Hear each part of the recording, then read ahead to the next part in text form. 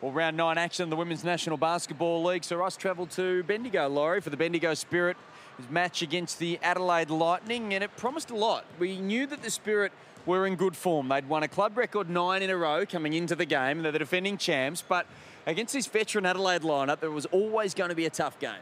Absolutely, Darren. First time that we've seen them on TV this season, and they rose to the occasion, you might say, for this televised game. Well, they did, but it took them a while to get going. The first 2.5 minutes of play for Bendigo was, let's say, terrible.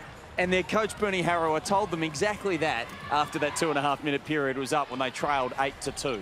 Wow, we hadn't heard a spray like that for a long time from Bernie Harrower, and it really did spark them.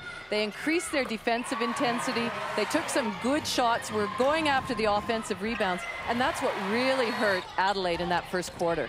Yeah, it did.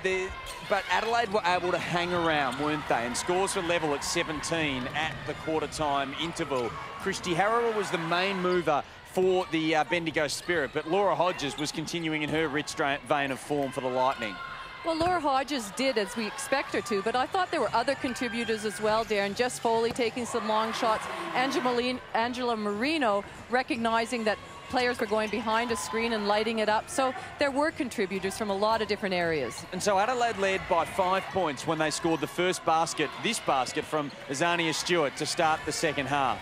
But after that, Bendigo unleashed a 24-2 run. They clamped down on Adelaide and they took the game away from them. Their defense was absolutely superb in that third quarter, and that's really what won them the game, was that third quarter, the intensity at both ends of the court. Whatever Bernie said to them at halftime certainly worked, and they came out and executed his game plan. And they were able to keep the pace up offensively as well. They opened the door a little bit for Adelaide in the last quarter, perhaps taking their foot off the pedal, but the Lightning were never able to bridge the gap below 12. No, they tried, and we thought at one point maybe they could get it under 10, but with the likes of Christy Harrower, who just continued to dominate that game and score at will when she really needed to, it really wasn't in doubt.